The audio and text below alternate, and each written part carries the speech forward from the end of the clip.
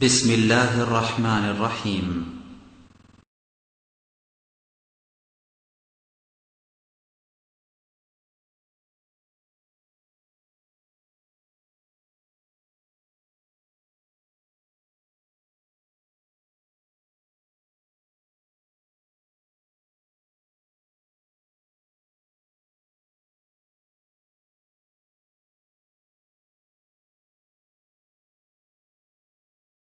الحمد لله نحمده ونستعينه ونستغفره ونؤمن به ونتوكل عليه ونعوذ بالله من شرور أنفسنا ومن سيئات أعمالنا من يهده الله فلا مضل له ومن يضلله فلا هادي له أشهد أن لا إله إلا الله وحده لا شريك له وأشهد أن محمدا عبده ورسوله أما بعد فإن خير الحديث كتاب الله وخير الهدي هدي محمد صلى الله عليه وسلم وشر الأمور محدثاتها وكل محدثة بدعة وكل بدعة ضلالة وكل ضلالة في النار وبعد أعوذ بالله من الشيطان الرجيم واتبعوا ما تتلو الشياطين على ملك سليمان وما كفر سليمان ولكن الشياطين كفروا يعلمون الناس السحر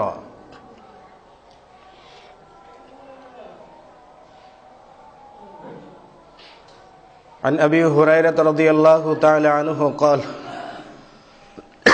قال النبي صلى الله عليه وسلم إذا قضى الله الأمر ضربت الملائكة بأجنحتها إلى آخر الحديث।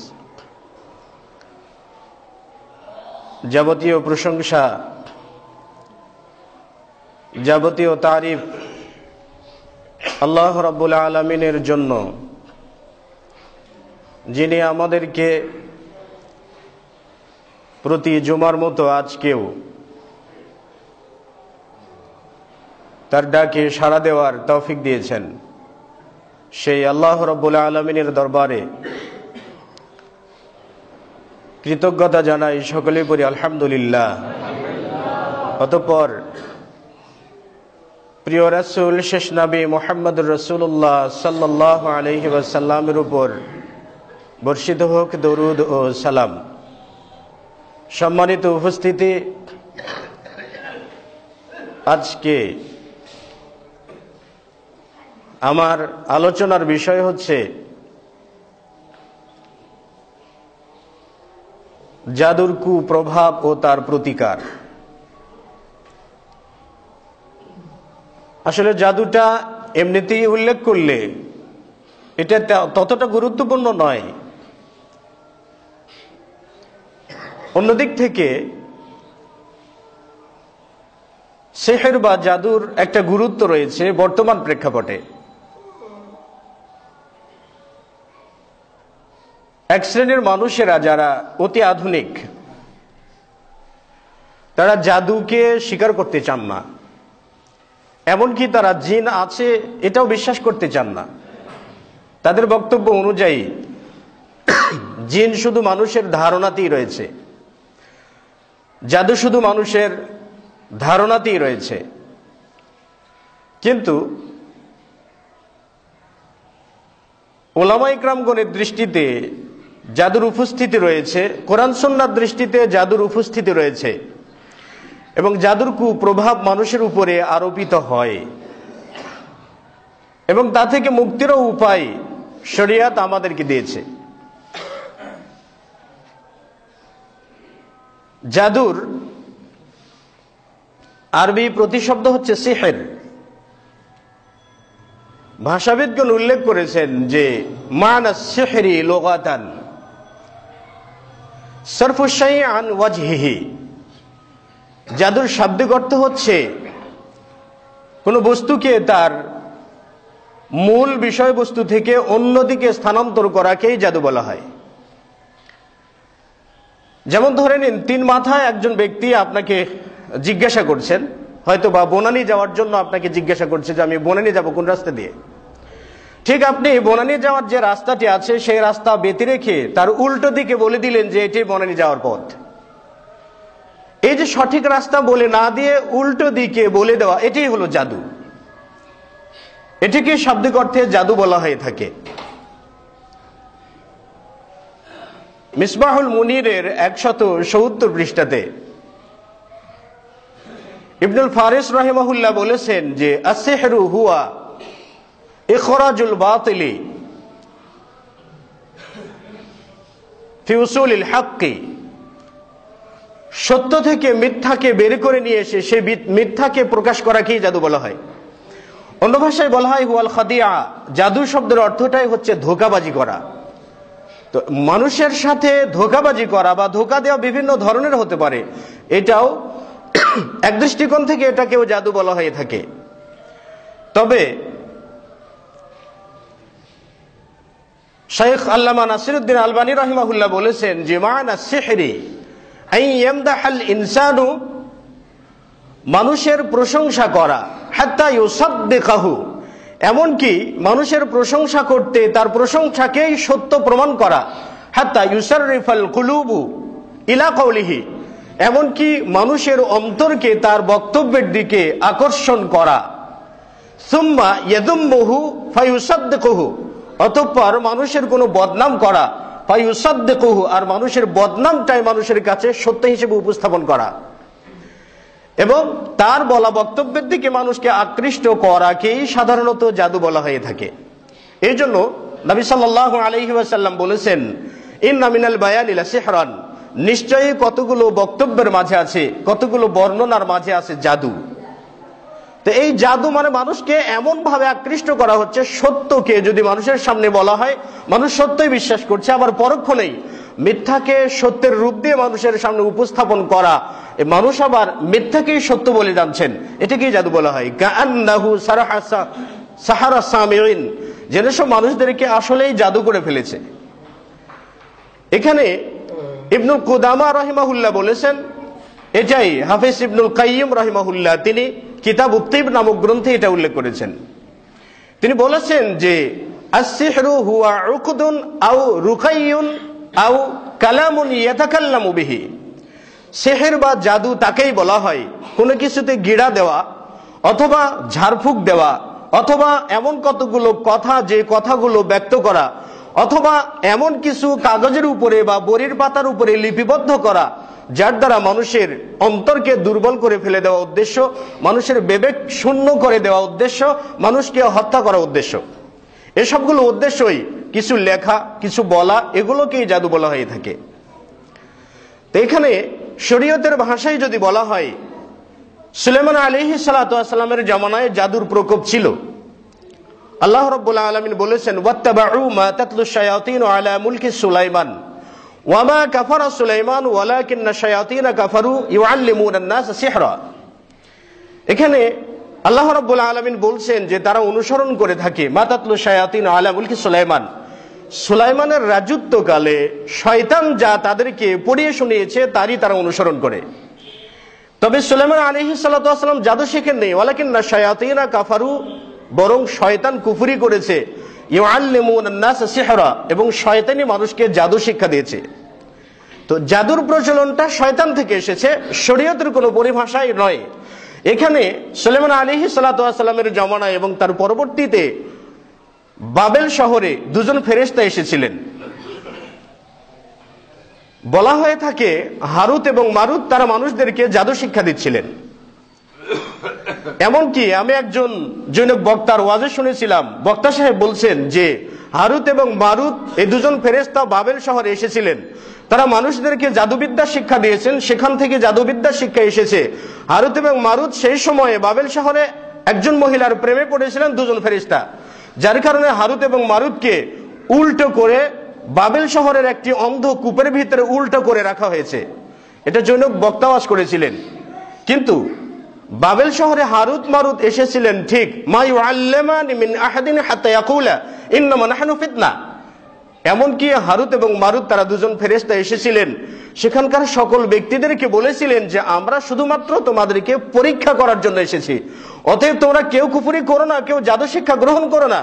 কিন্তু শয়তানের প্ররোচনায় তারা জাদু শিক্ষা করলো, জাদুর প্রভাবে, এমনকি এমন জাদু যে জাদু স্বামী স্ত্রীদের মাঝে বিচ্ছেদ পর্যন্ত ঘটিয়ে ছাড়ে, এমন জাদুও তারা শিখিয়েছিল। তাহলে জাদুটা আমাদের মাঝে এসেছে মূলত শয়তান থেকে, শয়তানের পক্ষ থেকে। এই জাদুর প্রায়োগিক ক্ষেত্রে অনেকগুলো প্রকার রয়েছে, কারণ জাদুটা না আমাদের উপরে ভর করে। আমাদের মাঝে মুসলিম সমাজে অনেকগুলো বিশ্বাস রয়েছে জাদুর একটা প্রকোপ থেকে যায়, আবার এই জাদু যদি কাউকে লাগে এটা নাকি ছোঁয়াচে রোগের মতো, অনেকগুলো বিষয় আছে। তো বিষয়টা নিয়ে আপনাদের সঙ্গে কিছু কথা বলবো এবং সেই সাথে হয়তোবা জাদুর দুই একটি সূত্র আপনাদের সামনে উপস্থাপন করতে পারি। উলামায়ে কিরামগণ সাধারণত জাদুকে 4 ভাগে ভাগ করেছেন। আন-নাউউল আউয়াল, প্রথম প্রকার হচ্ছে আস-সিহরুল্লাযী ইউস্তাআনু বিল কাওয়াকিব, ওই জাদু যে জাদুটা বাস্তবায়ন করার জন্য তারকাগুলোর সাহায্য গ্রহণ করা হয়ে থাকে, অর্থাৎ তারকার মাধ্যমে যে সকল জাদু প্রয়োগ করা হয়ে থাকে। তারকারাজির মাধ্যমে যে জাদু প্রয়োগ করা হয়ে থাকে এটা আবার 4 প্রকারে বিভক্ত। এক প্রকার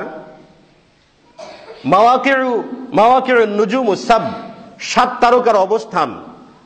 আবার কেউ কেউ বলছেন 3 তারকার অবস্থান, কেউ কেউ বলছেন 13 তারকার অবস্থান।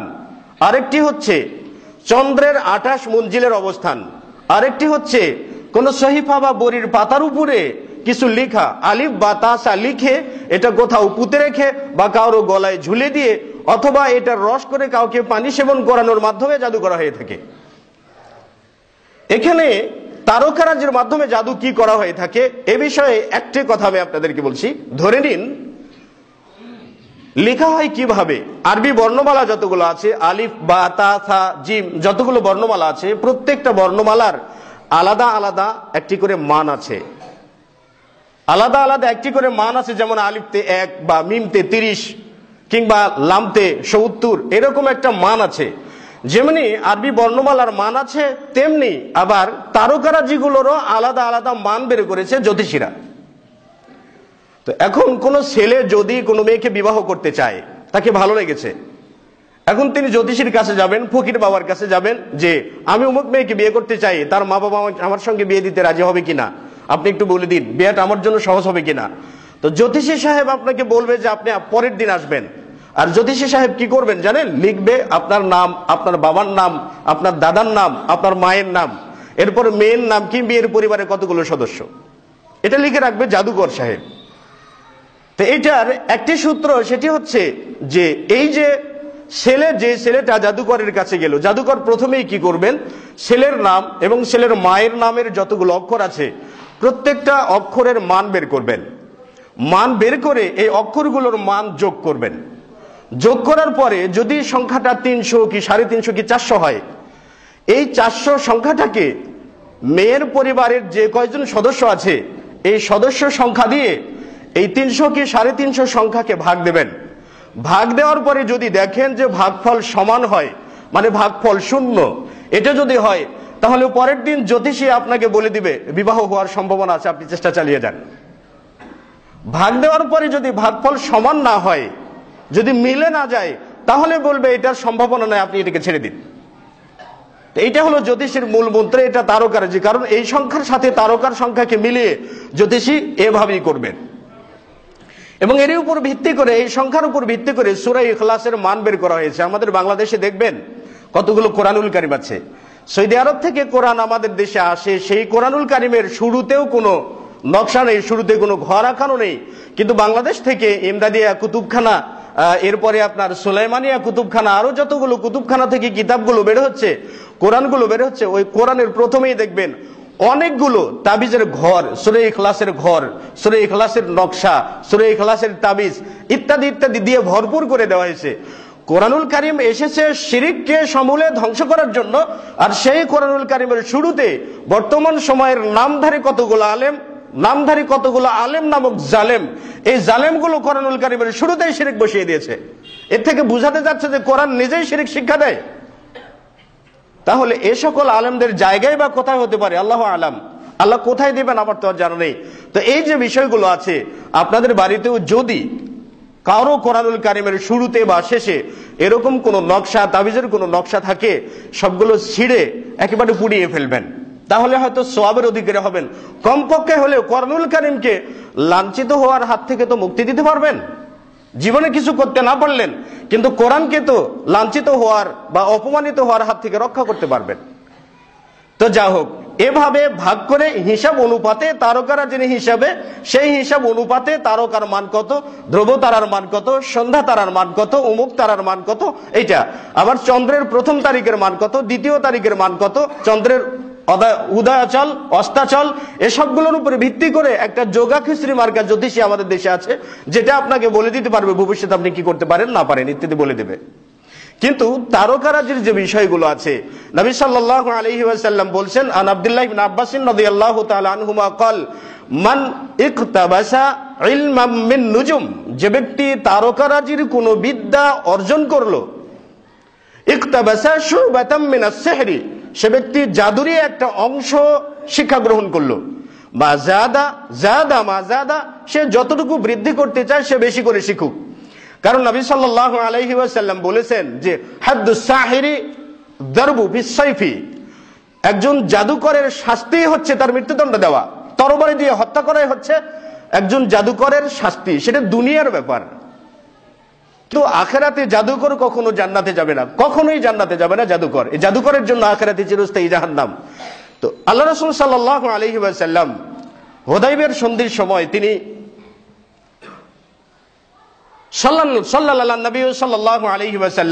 নবী সাল্লাল্লাহু আলাইহি ওয়াসাল্লাম আমাদের সঙ্গে, যায়েদ বিন খালিদ আল জুহানি থেকে বর্ণিত, তিনি বলেন আল্লাহ রাসূল আমাদের সঙ্গে সালাত আদা করলেন। সুম্মা আকবালা আলাইনা বিওয়াজহিহি, অতঃপর আল্লাহ রাসূল সালাত শেষে আমাদের সামনাসামনি দাঁড়ালেন, বললেন হাল তাদরুনা মাযা ক্বালা রাব্বুকুম, তোমরা কি জানো যে আজকে তোমাদের প্রতিপালক তোমাদেরকে কি বলেছেন, কি বক্তব্য দিয়েছেন আল্লাহ রাব্বুল আলামিন? সাহাবা ইকরামগণ বললেন যে আল্লাহু ওয়া রাসূলুহু আলাম, আল্লাহ এবং তার রাসূলই ভালো জানেন। নবী সাল্লাল্লাহু আলাইহি ওয়াসাল্লাম বলেছেন যে আসবাহা মিন ইবাদি কাফিরুন বি ওয়া মুমিনুন বিল কাওকাব, কিছু বান্দা সকাল করবে আমার প্রতি বিশ্বাসী হয়ে, আর কিছু বান্দা সকাল করবে আমার প্রতি কুফরি করে। সুতরাং ফাআম্মা মান ক্বালা মুতিরনা বি ফাদলিল্লাহি ওয়া রাহমাতিহি, যে ব্যক্তি সকালে উঠে এই বিশ্বাসী করবে যে আজকে বৃষ্টি দেওয়া হয়েছে বা শান্তি দেওয়া হয়েছে আল্লাহ রাব্বুল আলামিনের রহমতে, আল্লাহ রাব্বুল আলামিনের দয়ায়, ফাহুয়া মুমিনুন বি ওয়া কাফিরুন বিল কাওকাব, সে ব্যক্তি আমার প্রতি বিশ্বাস স্থাপন করেছে এবং তারকার প্রতি কুফরি করেছে। ওয়ামান ক্বালা মুতিরনা বি নাওয়াইন কাদা ওয়া কাদা, আর যে ব্যক্তি বলবে যে আমাদেরকে বৃষ্টি দেওয়া হয়েছে অমুক তারকার মাধ্যমে, অমুক অমুক তারকার মাধ্যমে, অমুক অমুক তারকার মাধ্যমে আমাদের বৃষ্টি হয়েছে, জলবায়ুর পরিবর্তন, তারকার 12টা বাজিয়ে গেছে, ইত্যাদি ইত্যাদি অনেক কিছু বলা হয়।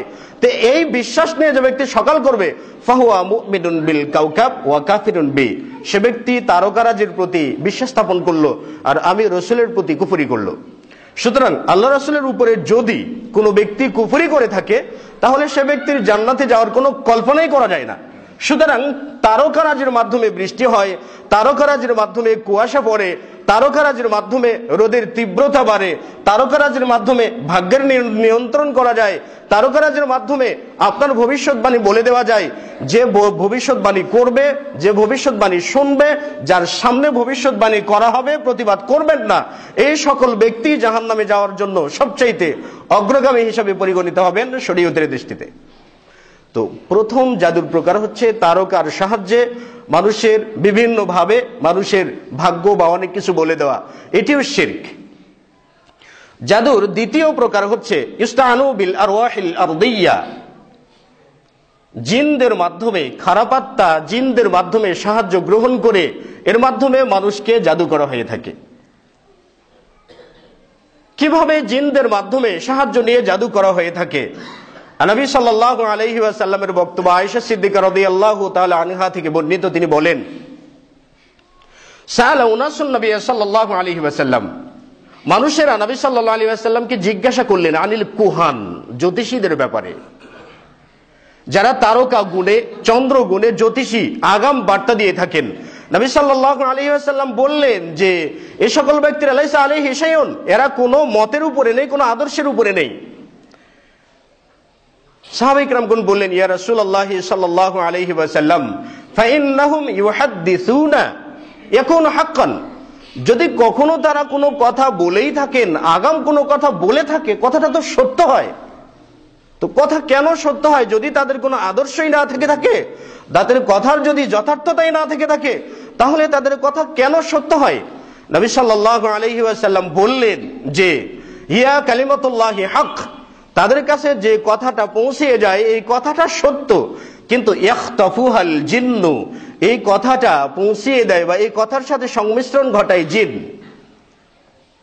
ফায়ুকাররিরুহা কা কারকারাতিল দাজাজাতি, এই কথাগুলো, যে কথাগুলো আল্লাহর পক্ষ থেকে বলা হয়, এই কথাগুলো জিনেরা চুরি করে সেটাই তাদের যে ওলি আছে, তাদের অভিভাবক আছে, তাদের কানে তারা পৌঁছিয়ে দেয়। আর একটি কথার সাথে আরো হাজারটি কথার সংমিশ্রণ ঘটিয়ে অনেকগুলো কথা বলে দেওয়া হয়। আবু হুরায়রা রাদিয়াল্লাহু তাআলা আনহু থেকে বর্ণিত, তিনি বলেন যে নবী সাল্লাল্লাহু আলাইহি ওয়াসাল্লাম বলেছেন, ইদা কাদাল্লাহুল আমরা, যখন আল্লাহ রাব্বুল আলামিন তার আরশে আযমে কোনো সিদ্ধান্ত নেন, কোনো কাজের সিদ্ধান্ত নেন, সিদ্ধান্ত নেওয়ার সাথে ফাদরাবাতিল মালাইকাতু বিআদনিহাতিহা, ফেরেশতারা তাদের পাখাকে বাড়ি দেন। পাখা বাড়ি দেন আল্লাহ রাব্বুল আলামিনের আনুগত্য করার স্বার্থে, আনুগত্যের নিমিত্তে তারা পাখা বাড়ি দেন।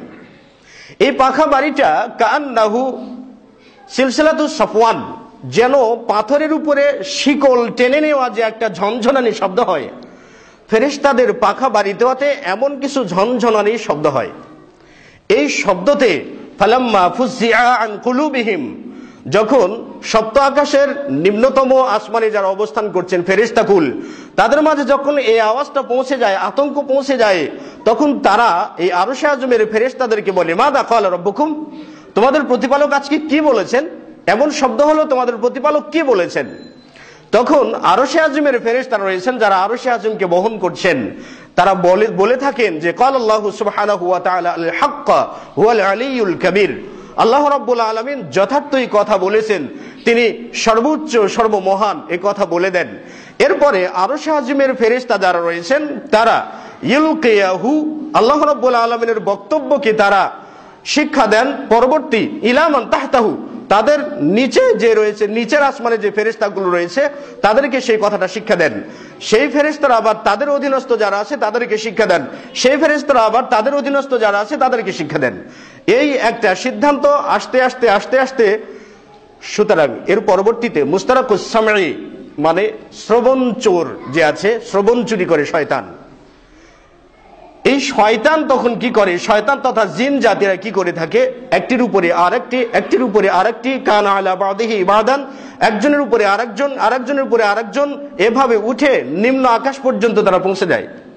পৌঁছে যে আরশে আযম থেকে যে সিদ্ধান্তটা ষষ্ঠ আকাশ থেকে পঞ্চম আকাশের ফেরেশতারা জানলেন, পঞ্চম আকাশ থেকে চতুর্থ, চতুর্থ থেকে তৃতীয়, তৃতীয় থেকে দ্বিতীয়, প্রথম আসমানে যখন আসে তখন এরা কান পেতে সেই সিদ্ধান্তটা শুনে ফেলে। সিদ্ধান্তটা শুনে এই জিন জাতিরা এই সিদ্ধান্তটা ফা ইউলকিহা ইলা সাহিরিন আও কাহিনিন আও আররাফিন, এই কথাটাই তারা কোনো জাদুকরের কাছে, কোনো গণকের কাছে বা কোনো জ্যোতিষীর কাছে কথাটা দিয়ে দেয়। ফায়াখলিতুনা ফিহা মিআতা কিদবাতিন, অতঃপর এই একটি কথার সাথে আরো 100টি কথা সংযুক্ত করে, এটা মানুষের সামনে সত্য কথা একটি আর 99টি মিথ্যা কথা, এই মিথ্যা এবং সত্যের মিশ্রণে মানুষদের সামনে আগাম কথা বলা, বিভিন্ন ধরনের কথা বলা বা গণগি করা, এটা করা হয়ে থাকে। এই বিশ্বাসটাও শিরক, কারণ এটা সিহরেরই এক প্রকার। তৃতীয় প্রকার হচ্ছে যে মানুষের চোখকে ধোঁকা দেওয়ার মাধ্যমে যে জাদুটা করা হয়ে থাকে, যেটা বাজারে বিভিন্ন হোকারেরা করে থাকেন। বিভিন্ন হোকারেরা ম্যাচের ভিতরে ম্যাচ ভর্তি কাঠি আছে, হাতের ভিতরে নাড়াচাড়া করতে আবার কাঠি নেই, তুরুপের তাস এগুলো দিচ্ছে, একবার অনেকগুলো দেখা যাচ্ছে আর একবার সাদা, এসবগুলো যে দেখায় এগুলো শুধু ভেলকি আর মানুষের চোখকে ধোঁকা দেওয়া, যেমনটা ফিরআউন করেছিল মুসা আলাইহিস সালাতু ওয়াস সালামের সাথে। কারণ মুসা আলাইহিস সালাতু ওয়াস সালাম যখন ফেরাউনকে যে বললেন যে তোমার কি পবিত্র হওয়ার ইচ্ছা আছে, তো ফেরাউনের কাছে যখন মুসা আলাইহিস সালাতু ওয়াস সালাম দাওয়াত পৌঁছিয়ে দিলেন, ফেরাউন মুসাকে পরাজিত করার জন্য তিনি জাদুকরদেরকে ডাকলেন। জাদুকরদেরকে ডেকে তাদেরকে জাদুর যে বাক্স আছে, জাদুর যে তাদের কাছে যে জাদুর যে ভাণ্ড আছে সবগুলো খুলে জাদু প্রয়োগ করতে বলল। তো ফেরাউনের কথা অনুযায়ী জাদুকরেরা মুসাকে বলল, হে মুসা, তুমি কি তোমার জাদু আগে প্রয়োগ করবে না কি আমরা আগে করব? তো মুসা বললেন, ঠিক আছে, তোমরাই আগে করো। সূরা ইউনূসে আপনারা এই বিষয়গুলো 69 থেকে 82 আয়াত পর্যন্ত পাওয়া যাবে। এরপরে সূরা আরাফে 117 থেকে 122 আয়াত পর্যন্ত এটাতেও পাওয়া যাবে। সূরা তাহা 65 থেকে 69 পর্যন্ত আয়াত কারিমাগুলো পড়লে এগুলো জানতে পারবেন। তো মুসা আলাইহিস সালাতু ওয়াস সালামের বিরুদ্ধে ফেরাউনের যারা জাদুকর ছিল তারা সাপ, বিভিন্ন সাপ তারা সামনে ফেলে দিল। রশি বা লাঠি, এগুলো সাপ, মূলত এগুলো সাপ ছিল না, এগুলো ছিল রশি অথবা ছোট ছোট কাঠি বা ছোট ছোট লাঠি। এসবগুলো ফেলে দিল, মানুষের চোখে দেখানো হচ্ছে যে এগুলো সাপ, কিন্তু আসলে সাপ নয়, মূলত আসলে রশি অথবা লাঠি এ যাবতীয় কিছুই করা হয়েছে। তো মুসা আলাইহিস সালাতু ওয়াস সালাম কিছু ভয় পেয়ে গেলেন, কিছুটা ভীত সন্ত্রস্ত হলেন। আল্লাহ রাব্বুল আলামিন তাকে সান্ত্বনা দিয়ে বললেন যে ভয় পাওয়ার কিছু নেই। আন আলকি আসাকা ফাইদা হিয়া তালকাফু মা ইয়াফিকুন। মুসা আলাইহিস সালাতু ওয়াস সালামকে আল্লাহ রাব্বুল আলামিন বললেন, তোমার হাতে যে লাঠিটি আছে লাঠিটিকে ফেলে দাও, আর ফেলে দেওয়ার সাথেই দেখবে সবগুলো পরাজয় বরণ করবে। মুসা আলাইহিস সালাতু ওয়াস সালাম তার লাঠি ফেলে দিলেন। ফেলে দেওয়ার সাথে সাথেই ফেরাউনের পক্ষ থেকে যে সাপ বানানো হয়েছিল সবগুলো সাপ মিছিল করতে করতে একেবারে মুসার সাপের মুখের ভিতরে ঢুকতে থাকলো একের পর এক। তো এভাবে ফেরাউনের জাদু পরাজয় হয়। ফেরাউনও জাদু প্রয়োগ করেছিল মানুষের চোখকে ধোঁকা দেওয়ার মাধ্যমে। এটাও এক ধরনের জাদু হয়ে থাকে, যেটা হাট বাজারে বিভিন্ন জায়গাতে প্রয়োগ করা হয়ে থাকে, হকারের ঔষধ বিক্রি করার জন্য ব্যবহার করে থাকে। এটা এক ধরনের জাদু। আর চতুর্থ প্রকার হচ্ছে আল-উকদু ওয়ান নাফসু, কোথাও কোনো সুতা বা কোনো চুলে গিড়া দেওয়া এবং ঝাড়ফুঁক দেওয়ার মাধ্যমে জাদু মন্ত্র পড়ে জাদু করা হয়ে থাকে। যেমন আয়েশা সিদ্দিকা রাদিয়াল্লাহু তাআলা আনহা বলেন যে নবী সাল্লাল্লাহু আলাইহি ওয়াসাল্লাম একবার আমাকে ডাকলেন, তো আমি আল্লাহ রাসূলের কাছে গেলাম। আল্লাহ রাসূল বলেন, ইয়া আয়েশা, আমার উপরে যে জাদু আরোপ করা হয়েছে সেই স্বপ্নের মাধ্যমে আমাকে আল্লাহ রাব্বুল আলামিনের পক্ষ থেকে সিদ্ধান্ত জানিয়ে দেওয়া হয়েছে। নবী সাল্লাল্লাহু আলাইহি ওয়াসাল্লাম বললেন যে আমার ঘুমন্ত অবস্থায় আতানি রাজুলানি, দুজন ব্যক্তি আমার কাছে আসলো। এসে ফাজালাসা রাজুলুন ইনদা রাসি ওয়া জালাসা রাজুলুন ইনদা রিজলাই, এক ব্যক্তি আমার মাথার কাছে বসেছে, আরেক ব্যক্তি আমার পায়ের কাছে বসেছে। এক ব্যক্তি অপর ব্যক্তিকে বলছে যে মা ওয়াজউ হাদার রাজুল, এই লোকটার কি হয়েছে? তখন আরেক ব্যক্তি বলছে মাতবুব আও মাসহুর, লোকটাকে জাদু করা হয়েছে। এক ব্যক্তি বলছে যে তাহলে তাকে কে জাদু করেছে? মান সাহারাহু, কে তাকে জাদু করেছে? তখন আরেক ব্যক্তি বলছে যে লাবিদ বিন আল আসাম তাকে জাদু করেছে। তখন আরেক ব্যক্তি জিজ্ঞাসা করছে, দুজনের একজন জিজ্ঞাসা করছে তাহলে সে জাদু করেছে কি করে, কি পদ্ধতিতে, কিভাবে জাদু করা হয়েছে? তখন এক ব্যক্তি বলে দিচ্ছে জাদু করা হয়েছে তার মাথার চুল এবং তিনি যে চিরুনি দিয়ে মাথা আঁচড়েন সেই চিরুনির একটি দাঁত নিয়ে চুলের সাথে 11টি গিড়া দিয়ে জাওরান নামক কূপের ভিতরে ফেলে দেওয়া হয়েছে। এরপরে নবী সাল্লাল্লাহু আলাইহি ওয়াসাল্লাম তার সাহাবায়ে কিরামগণদেরকে নিয়ে সেখানে গেলেন। যাওয়ার পরে সেখান থেকে সেই পাথরগুলো, যে পাথরের সাথে চুলটা বেঁধেছিল, যে চিরুনির দাঁতের সাথে চুলটা বেঁধেছিল, চিরুনির দাঁত, চুল সবগুলো উদ্ধার করলেন। উদ্ধার করার পরে আয়েশা সিদ্দিকার কাছে এসে বললেন, ইয়া আয়েশা, যে কূপে জাদু করা হয়েছে সেই কূপের পানি দেখলাম মেহেদির পানির মতো, আর সেই কূপের চতুর্দিকের যতগুলো খেজুর গাছ দেখলাম সবগুলোর মাথা যেন শয়তানের মাথার মতো। আয়েশা সিদ্দিকা রাদিয়াল্লাহু তাআলা আনহা বললেন, ইয়া রাসূলুল্লাহ হাল ইস্তাখরাজিতাহু, ইয়া রাসূলুল্লাহ তাহলে কি আপনাকে যে জাদু করেছে তাকে তো আপনি বের করতে পারেন, শাস্তি দিতে পারেন? নবী সাল্লাল্লাহু আলাইহি ওয়াসাল্লাম বলেন, কদ আফানি আল্লাহু সুবহানাহু ওয়া তাআলা, আল্লাহ রাব্বুল আলামিন তো আমাকে মুক্তি দিয়েছেন। আমি চাচ্ছি না যে ওই ব্যক্তিকে অন্যান্য মানুষদের সামনে হয়রানি করা হোক, মানুষের সামনে তাকে খারাপ হিসেবে উপস্থাপন করা হোক, আমি সেটা চাচ্ছি না। এই জন্য নবী সাল্লাল্লাহু আলাইহি ওয়াসাল্লাম মৃত্যু পর্যন্ত তার ব্যাপারে তার বিরুদ্ধে কোনো প্রতিশোধ গ্রহণ করেননি। তবে জেনেছেন যে জাদুকর কে জাদু করেছিল, এটা জেনেছেন। তো যেটা উল্লেখ করছিলাম, জাদুর চতুর্থ প্রকার হচ্ছে কোনো কিছুতে গিড়া দেওয়ার মাধ্যমে বা আন-নাফসু কোনো কিছুতে গিরা দেওয়ার মাধ্যমে করা হয়ে থাকে। জাদুর প্রভাবে কোনো ব্যক্তি পাগল হয়ে যেতে পারে, যেমন নবী সাল্লাল্লাহু আলাইহি ওয়াসাল্লাম পাগল হন নাই, তবে পাগল প্রায় অসুস্থ হয়েছিলেন। যেমন আয়েশা সিদ্দিকার বক্তব্য থেকে জানা যায় নবী সাল্লাল্লাহু আলাইহি ওয়াসাল্লাম কোনো কাজ করেন নাই অথচ করেছেন। তিনি বলতেছেন যে কাজটা করেছি, অথচ আল্লাহ রাসূল কাজটি করেনই। আবার কোনো কাজ করেছেন, আল্লাহ রাসূল বলছেন না আমি কাজটা করেই নাই। এমন একটা পরিস্থিতি নবী সাল্লাল্লাহু আলাইহি ওয়াসাল্লামের উপরে বিরাজ করেছিল। তো এই চার পদ্ধতিতে জাদু করা হয়। আর জাদুর কুপ্রভাবে একজন ব্যক্তি পাগল হতে পারে, একজন ব্যক্তি মারা যেতে পারে। আমি ছোট্ট একটা গল্প বলছি, সত্য ঘটনা, যেটা আমাদের উত্তরাঞ্চলে গাইবান্ধার একজন বক্তা আছেন, আমি নাম বলছি না। তো তিনি এলাকার একজন চেয়ারম্যানের স্ত্রীর সঙ্গে চুক্তিবদ্ধ হয়েছেন, 2 লক্ষ টাকার বিনিময়ে তিনি তার স্বামীকে হত্যা করবেন জাদু করার মাধ্যমে। কিভাবে করা যায়, সেই জাদুটা কিভাবে করা যায়, মানে প্রত্যক্ষদর্শীর সাক্ষী অনুযায়ী জাদু করা হয়েছে। 2টো মাটির পাতিল রয়েছে, এই 2টো মাটির পাতিল ব্যবহার করা হয়েছে। তার মধ্যে একটি মাটির পাতিলের ভিতরে 2টি মাগুর মাছ ঢুকে দেওয়া হয়েছে, দিয়ে এই পাতিলের উপরে ঢাকনা দিয়ে পাতিলটাকে মাটির নিচে চাপা দেওয়া হয়েছে। জাদুর সূত্র অনুযায়ী এই মাগুর মাছ 2টো যখন মারা যাবে, তখন যে ব্যক্তির জন্য জাদু করা হয়েছে সে ব্যক্তিটাও মারা যাবে। এবং জাদুর প্রভাবে মাগুর মাছ যতক্ষণ পর্যন্ত না খেয়ে শুকে যাবে, ব্যক্তিটাও ততক্ষণ পর্যন্ত শুকে যেতেই থাকবে। তো তার তো আর টাকা পয়সার অভাব নাই, তিনি চলে গেলেন মাদ্রাজে। মাদ্রাজের ডাক্তাররা তার কোনো রোগ ধরতে পারলেন না, কোনো অসুখ নেই তার, অথচ শুকিয়ে যাচ্ছে। পরবর্তীতে এসে তিনি যাই হোক কোনো একটা কবিরাজের আশ্রয় গ্রহণ করেছেন। কবিরাজের আশ্রয় গ্রহণ করে তার মাধ্যমে, জিনের মাধ্যমে জানতে পেরেছে যে তার বাড়ির নির্দিষ্ট জায়গাতে একটি পাতিল আছে, সেই পাতিলের ভিতরে মাগুর মাছ পুঁতে রাখা হয়েছে, এটা উঠাতে হবে, নইলে সে ভালো হবে না। এখন তার কথার বাস্তবায়ন করতে খুঁড়তে দেখা গেল যে সত্যি একটা মাটির পাতিল, সে মাটির পাতিলের 2টো মাগুর মাছ, একটি মাগুর মাছ মারা গেছে, আরেকটি মাগুর মাছ মারা যাওয়ার কাছাকাছি হয়ে গেছে। তো আল্লাহর ইচ্ছায় লোকটা ধরা পড়ে গেলেন। ধরা পড়ে যাওয়ার পরে চেয়ারম্যানের বাড়িতে মাহফিল করার অজুহাতে তাকে নিয়ে এসে গণধোলাই দিয়ে দিলেন, গণধোলাই দিয়ে ছাড়লেন। তো এই যে জাদুর যে একটা প্রভাব, এই প্রভাবটা আজও রয়েছে, কিন্তু আধুনিক সমাজের মানুষেরা জাদুর কোনো প্রভাব এটাকে বিশ্বাস করতে চান না, এটাকে স্বীকার করতে চান না। কিন্তু শায়েখ আব্দুল আজিজ বিন বাজ রাহিমাহুল্লাহ তিনি বলেছেন যে জাদুর যে কুপ্রভাব রয়েছে এটা সত্য, এটা প্রকৃতভাবেই হয়। তবে হ্যাঁ, জাদুর প্রভাবে খুব একটা ক্ষতি হয় না, এই বিশ্বাসটা রয়েছে মুতাজিলাদের। হাফিজ ইবনুল কাইয়ুম, ইবনুল কুদামা রাহিমাহুল্লাহ, হাফিজ ইবনু হাজার আসকালানি রাহিমাহুল্লাহ, এরপরে আধুনিক কালে আমাদের শায়েখ নাসিরউদ্দিন আলবানী রাহিমাহুল্লাহ, এর পরবর্তী সকল উলামায়ে কেরামগণ ঐক্যমত পোষণ করেছেন যে জাদুর কুপ্রভাব রয়েছে।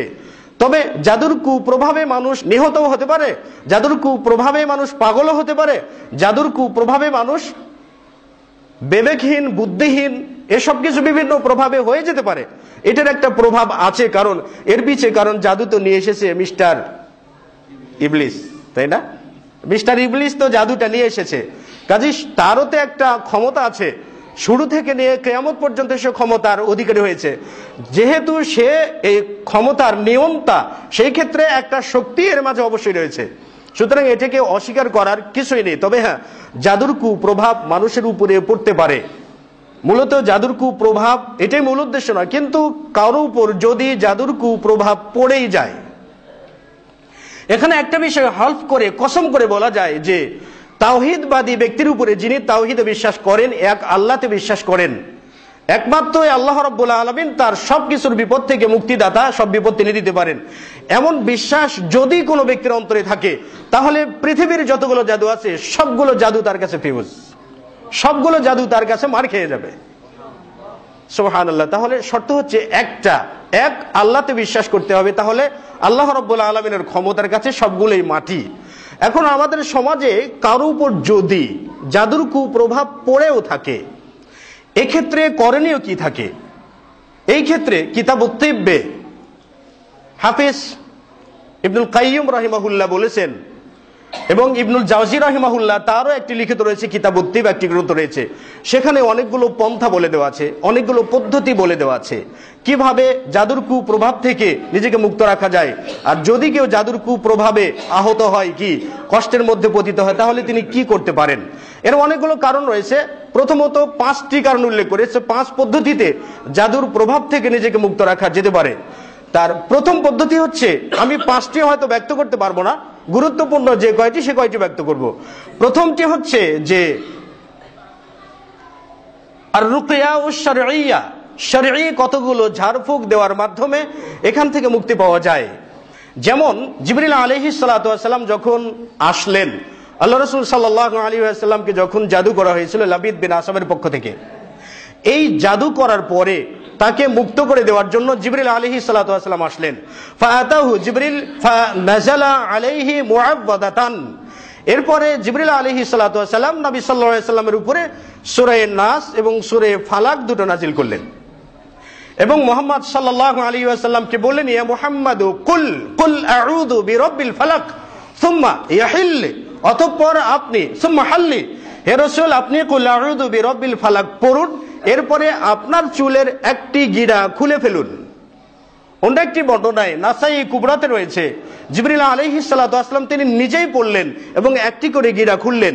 11টি গিরা দেওয়া হয়েছিল এবং সূরা নাস এবং ফালাক দুটো সূরাতে আয়াতের সংখ্যাও রয়েছে 11টি।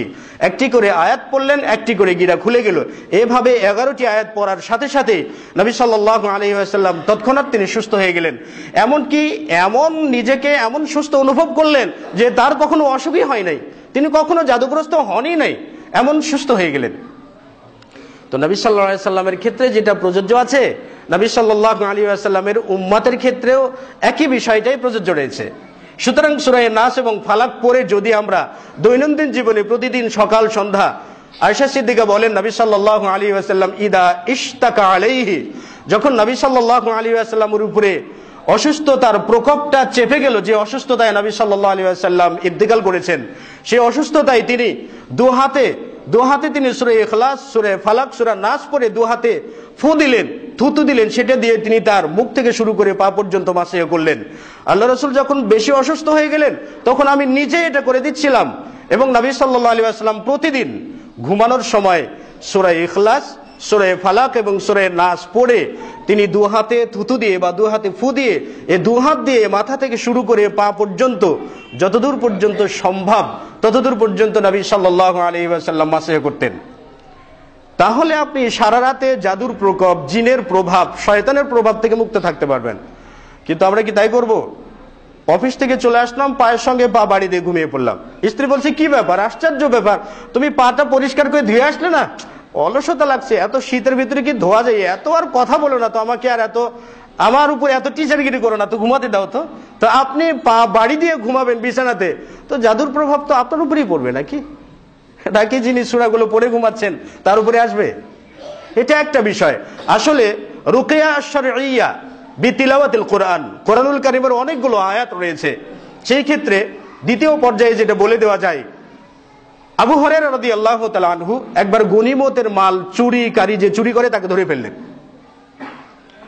বড় ঘটনা রয়েছে। ধরে ফেলার পরে লোকটি বললেন যে, দানি ইয়া আবা হুরায়রা, হে আবু হুরায়রা তুমি আমাকে ছেড়ে দাও, আনা উআল্লিমুকা বিকালিমাতিন ইয়ানফাউকা, আমি তোমাকে এমন কতগুলো কথা বা বাক্য শিক্ষা দেব যেটা শিক্ষা গ্রহণ করার কারণে আল্লাহ রাব্বুল আলামিন তোমার জন্য একজন হাফেজ, একজন সংরক্ষক নিয়োগ করবেন। আর এটা যদি তুমি ঘুমানোর সময় পড়ে ঘুমিয়ে যাও তাহলে সারা রাত কেন, সন্ধ্যা থেকে নিয়ে ফজর পর্যন্ত শয়তানের কোনো প্রভাব তোমার উপরে আসতে পারবে না। আবু হুরায়রা রাদিয়াল্লাহু তাআলা আনহু তাকে ছেড়ে দিলেন এবং সে ব্যক্তি তাকে বলে দিল, যখন তুমি ঘুমাতে যাবে তখন তুমি বলবে, আল্লাহু লা ইলাহা ইল্লা হুয়াল হাইয়ুল কাইয়ুম লা তাখুযুহু সিনাতু ওয়ালা নাওম, শেষ পর্যন্ত পড়লেন। তাহলে ঘুমানোর সময় যদি কোনো ব্যক্তি আয়াতুল কুরসি পড়ে থাকেন, সারা রাত তিনি জিনের কুপ্রভাব থেকে, জাদুর যতগুলো কুমন্ত্রণা রয়েছে সবগুলো থেকে তিনি মুক্ত থাকতে পারবেন। আল্লাহ রাসূল বললেন যে ইকরাউল কুরআন ইকরাউজ যাহরাওয়ান, তোমরা কোরআন তেলাওয়াত করো, কোরআন তেলাওয়াত করো, বিশেষ করে তোমরা সূরা বাকারা এবং সূরা ইমরান তেলাওয়াত করো, কারণ ফাইন্নাহু শাফিআন লাকুম, কেননা সূরা বাকারা এবং সূরা ইমরান তোমাদের জন্য সুপারিশকারী হবে কিয়ামতের দিন। ফাইন্নাহুমা গামামাতানি, মেঘমালার মতো তোমাদের উপরে এসে ছায়া দেবে কিয়ামতের দিন, মেঘমালার মতো হয়ে থাকবে, তারা ছায়া দেবে। এমনকি সূরা বাকারা সূরা ইমরান যদি কেউ পড়ে থাকে তাহলে সে বরকত পাবে, যদি কেউ না পড়ে থাকে তাহলে বরকত থেকে বঞ্চিত হবে। এমনকি যদি কোনো ব্যক্তি সূরা বাকারা এবং সূরা ইমরান যদি পড়ে তাহলে লা ইয়াস্তাতিউহাল বাতলাতু, ক্বালা মুআবিয়া রাদিয়াল্লাহু তাআলা আনহু মা'নাল বাতলাতি আস-সিহরু, যদি কোনো ব্যক্তি সূরা বাকারা এবং সূরা ইমরান তেলাওয়াত করে তাহলে যাবতীয় জাদু টনা থেকে সে ব্যক্তি মুক্ত থাকতে পারবেন। কিন্তু সূরা বাকারা সূরা ইমরান তেলাওয়াত করার জন্য তো কোরআন পড়া শিখতে হবে। যদি একটা ইন্টারভিউ নেওয়া হয় যে কয়জন আমরা কোরআন তেলাওয়াত করতে জানি, তাহলে হয়তোবা শতকরা দুজনের ভিতরে যারা কোরআন তেলাওয়াত করতে জানি, তাদের ভিতরে আবার শতকরা 10 জনের পড়াটা সহি শুদ্ধ হবে, আর শতকরা 90 জনের পড়াটা ভুলে ভরা থাকবে। তাহলে এখন আমরা কি করে মুক্তি পেতে পারি? হ্যাঁ, আমাদের একটা মন্ত্র আছে, একটা বুদ্ধি আছে। জাদু ধরেছে, এখন কোথায় যাবা? জাদুর কাছে যাবা, জাদুকরের কাছে যাবেন। এখন জাদুকর বলে দিবে আপনাকে না কালি ধরেছে, ওই যে মা কালি ধরেছে। কোথায় ছিল? বলে অমুক গাছে সে প্রস্তাব করেছিল, সেই জন্য ধরেছে। অমুক গাছের গড়ায় প্রস্তাব করেছে, মা কালী ধরেছে, কালী ধরেছে, ভগবান ধরেছে, সরস্বতী ধরেছে, কত কিছু ধরেছে, কত কিছুর উপস্থিতি আপনাকে বলে দিবে। আর আপনি সেটা অনুযায়ী চিকিৎসা গ্রহণ করছেন। সারা জীবনের চিকিৎসা শেষ হবে কবরে যাওয়ার পরে। কিন্তু চিকিৎসা তো আল্লাহ রাসূল শিক্ষা দিলেন। তাহলে আয়াতুল কুরসির মাধ্যমে, সূরা বাকারা তেলাওয়াত করার মাধ্যমে, সূরা নাস, ফালাক এগুলোর প্রতি আমল করার মাধ্যমে জাদু থেকে মুক্ত থাকা যায়। এবং আরো অনেকগুলো আয়াতে কারিমা রয়েছে। এরপরে দ্বিতীয়টি হচ্ছে খাওয়ার জিনিস। খেলেও আপনি কিছু খাবেন, খাওয়ার জন্য আপনার জাদু নষ্ট হয়ে যেতে পারে। এই মর্মে নবী সাল্লাল্লাহু আলাইহি ওয়াসাল্লামের বক্তব্য রয়েছে, মানিস তাবাহা, যে ব্যক্তি সকাল করবে তামারাতিন আজওয়াতান, কয়েকটি আজওয়া খেজুর খেয়ে। যদি কোনো ব্যক্তি সকালে খালি পেটে কয়েকটি আজওয়া খেজুর খায়, আজওয়া খেজুর হচ্ছে মদিনার সবচেয়ে উন্নত মানের খেজুর। নবী সাল্লাল্লাহু আলাইহি ওয়াসাল্লামের বক্তব্য অনুযায়ী যে ব্যক্তি কয়েকটি আজওয়া খেজুর সকালে এবং সন্ধ্যায় সেবন করবে, সে ব্যক্তি লাম ইয়াদুররুহু সুম্মুন ওয়ালা সিহরুন, সে ব্যক্তিকে কোনো ধরনের বিষ তাকে ক্ষতি করতে পারবে না এবং কোনো জাদুর কোনো প্রভাব তার উপর বিস্তার করতে পারবে না। সুবহানাল্লাহ। বুখারীর অপর বর্ণনাতে রয়েছে, সেখানে নবী সাল্লাল্লাহু আলাইহি ওয়াসাল্লাম বলেছিলেন, মান তাসাব্বাহা সাবআ তামারাতিন আজওয়াতান, যে ব্যক্তি সকালে মাত্র 7টি আজওয়া খেজুর খাবে, তাহলে সে ব্যক্তি সারাদিন জিনের প্রকোপ থেকে, জাদুর প্রকোপ থেকে, বিষের প্রকোপ থেকে সে মুক্ত থাকতে পারবে। এগুলো খেলে আপনি খাবেন, আপনার জন্য এগুলো অনেকগুলো কাজ করবে। এই মর্মে তো নবী সাল্লাল্লাহু আলাইহি ওয়াসাল্লামের বক্তব্য রয়েছে। আরেকটি সহজ পন্থা রয়েছে যেটা উলামায়ে কিরামগণ বলেছেন। ক্বালা শাইখ আব্দুল্লাহ বিন বাজ রাহিমাহুল্লাহ ফি হুকমিস সিহরি ওয়াল কুহান। আব্দুল্লাহ বিন বাজ রাহিমাহুল্লাহর একটি বই আছে, জাদুর হুকুম এবং জ্যোতিষীর হুকুম নামক একটা বই। সেই বইটিতে শাইখ বিন বাজ রাহিমাহুল্লাহ বলেছেন যে জাদু থেকে মুক্ত থাকার আরেকটি উপায় হচ্ছে আইয়াখুদা সাবআ ওয়ারাকাতিন মিনাস সিদরি, 7টি তাজা বরই পাতা গ্রহণ করবে। এরপরে ফা ইউকাইয়িদুহা, এই বরির পাতাকে পাথরে ছেঁচিয়ে এটাকে একেবারে মিশিয়ে ফেলবে, রস করে ফেলবে। এরপরে ফায়াখুদুহু বিইনাইন আও ফায়াজআলু ফি ইনাইন মিন মাইন, অতঃপর সেটি একটা পানীয় পাত্রে রেখে দেবে।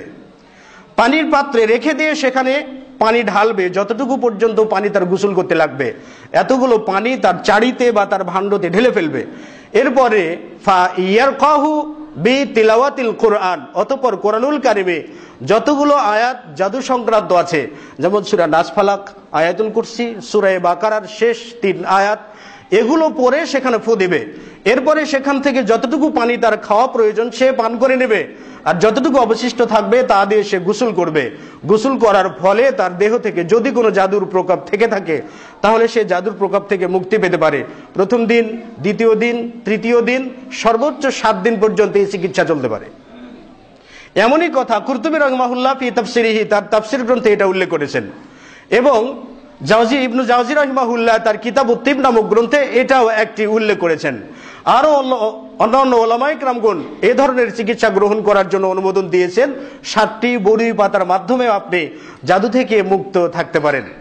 এমনকি কেউ কেউ বলেছেন যে আরেকটি পদ্ধতি হচ্ছে, যদি কোনো বাড়িতে আপনি মনে করেন যে আপনার বাড়িতে কোনো তাবিজ অথবা কোনো জাদুর কিছু পুঁতে রাখা হয়েছে, আপনি জায়গা নির্ধারণ করতে পারছেন না কোথায় রাখা হয়েছে, তাহলে তার বক্তব্য অনুযায়ী সেই বাড়িতে কি করতে হবে, লবণের পানির ভিতরে এই যে মুআব্বাজাতাইন, সূরা নাস, ফালাক, আয়াতুল কুরসি, সূরা বাকারা, ইমরান, এগুলো বলে ফু দিয়ে এই পানিটা বাড়িতে ছিটিয়ে দিলে বাড়ি থেকে জাদুর যাবতীয় প্রকোপ থেকে সে মুক্তি পেতে পারে। তো এটা হলো বাস্তবিক বিষয়। কিন্তু মুআব্বাজাতান, কোরআনুল কারীমের আয়াত যতগুলো আছে, এরপরে হাব্বাতুস সাউদা রয়েছে, এর সাথে মধু সেবন করা, কালোজিরের সাথে মধু সেবন করা, এগুলোর মাধ্যমে জাদুর প্রকোপ থেকে বেঁচে থাকা যায়। তাহলে জাদুর প্রকোপ মানুষের উপরে আসতে পারে, যে কোনো মুহূর্তেই আসতে পারে। তবে ইন্না কায়দা শায়তানি কানা দাঈফা, নিশ্চয়ই শয়তানের চক্রান্ত সব সময়ের জন্য দুর্বলই হয়ে থাকে। শয়তানের হাতে যতগুলোই জাদু থাকুক না কেন, যত কিছুই থাকুক না কেন, কিন্তু চিরদিনের জন্য এটা দুর্বল। কিন্তু যতক্ষণ পর্যন্ত একজন মানুষ তাওহীদবাদে বিশ্বাস, এক আল্লাহর প্রতি বিশ্বাস স্থাপন করবে এবং ঈমান আনয়ন করবে এবং এক আল্লাহ ছাড়া তাকে কেউ মুক্তি দিয়ে পারেন না, এমন বিশ্বাস যদি কোনো ব্যক্তি করে থাকেন, তাহলে কোনো জাদুই তার উপরে আসবে না, কোনো জাদুই তার উপর কোনো প্রভাব খাটাতে পারবে না। ইতিপূর্বেও হয়েছে, নবী সাল্লাল্লাহু আলাইহি ওয়াসাল্লামের জামানাতেও হয়েছে। আরো পূর্ববর্তী অনেকগুলো কাহিনী এই মর্মে অনেকগুলো বিষয় পাওয়া যায়। সেই ক্ষেত্রে জাদুর প্রকোপ মানুষের উপরে আসতে পারে। অতি আধুনিকতার নামে যেটা বলা হয় জাদুবিদ্যা বলতে কিছু নেই, সেটাও সঠিক নয়। আবার জাদুবিদ্যা আসলেই আপনাকে বিভিন্ন কুসংস্কারে জড়িয়ে পড়তে হবে, মাকালি ধরেছে ইত্যাদি ধরেছে, এগুলো বিশ্বাস থেকে বেরিয়ে আসতে হবে। তো সেই জন্য আল্লাহ রাব্বুল আলামিন আমাদের সকলকেই কোরআন এবং সহিহ সুন্নাহ অনুযায়ী নিজেদের জীবন গড়ার জন্য তৌফিক দান করুন, আল্লাহুম্মা আমিন। আল্লাহ রাব্বুল আলামিন আমাদের শয়তানের সকল চক্রান্ত থেকে সঠিকভাবে মুক্ত থাকার তৌফিক দান করুন, আল্লাহুম্মা আমিন। ওয়া আখিরু দাওয়ানা আলহামদুলিল্লাহি রাব্বিল আলামিন।